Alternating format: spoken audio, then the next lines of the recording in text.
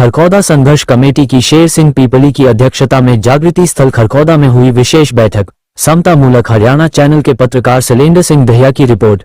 समाचार विस्तार पूर्वक। खरखौदा सोनीपत हरियाणा से। खरखौदा संघर्ष कमेटी का 22 अक्टूबर 2025 चंडीगढ़ सीएम से मिलने प्रतिनिधि मंडल ने अपनी बात रखी और आगामी फैसले लिए गए। आपको बता दें कि हरियाणा सरकार ने हरियाणा दिवस 1 नवंबर 2025 को प्रस्तावित 3 जिलों गोहाना, डबवाली, हांसी में से एक को नया जिला बनाने की घोषणा करने की बोल रख, तो इसी के चलते खरखौदा व आसपास के गांव को चिंता है कि कहीं गोहाना को नया जिला बनाकर हमें उसमें शामिल ना कर दे। इसी के चलते 3 दिन का सांकेतिक धरना 30 अक्टूबर 31 अक्टूबर 1 नवंबर उपमंडल अधिकार के बाहर देंगे। खरखौदा संघर्ष कमेटी के लोगों का कहना है कि किसी भी हालात में गोहाना जिले का हिस्सा नहीं बनेंगे। इस मौके पर जय सिंह रोहना, शेर सिंह पीपली, हंसराज राणा फिरोजपुर, जगबीर तुरपुर, राजकुमार सिसाना, संदीप मोहर, रामकुमार कुंडल, मोहित खांडा, विनोद शर्मा खरखौदा, यशु मंडोरा, लीला प्रधान, सतीश थाना कलां, जोरावर बरोना, रोहताश नेताजी, विकेश दहिया, प्रवेश, देवेंद्र, विजेंद्र आदि मौजूद रहे।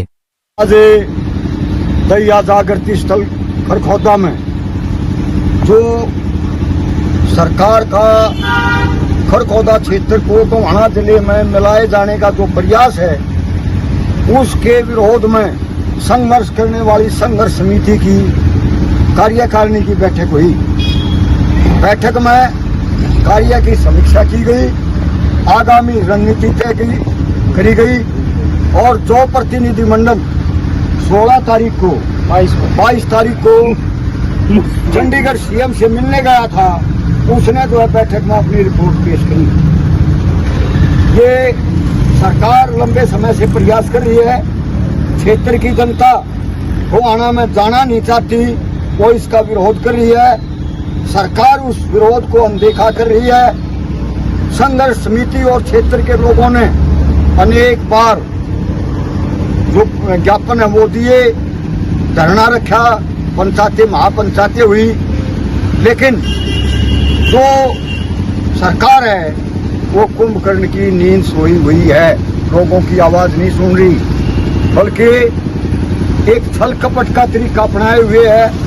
जो प्रतिनिधि मंडल चंडीगढ़ मिलने गया, वहाँ जितने भी लोग सीएम से मिलते हैं उनकी जो है फोटोग्राफी होती है, तो उस रिकॉर्ड में से जो संघर्ष समिति का प्रतिनिधि मंडल था उनका भी फोटो जो है डिलीट कर दिए गए।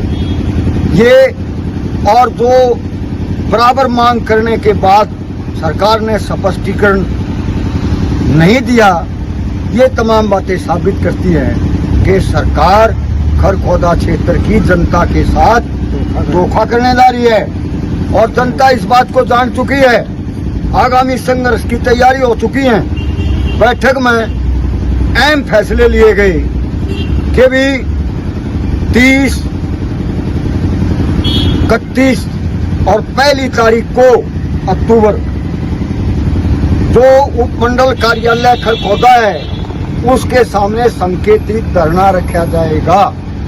अगर सरकार ने मिलाने की कोशिश करी या मिलाया, वही धरना अनिश्चितकालीन धरने में कन्वर्ट हो जाएगा और सीएम की बजाय अब की बार माननीय राज्यपाल महोदय को ज्ञापन दिया जाएगा, स्थिति से उनको अवगत कराया जाएगा।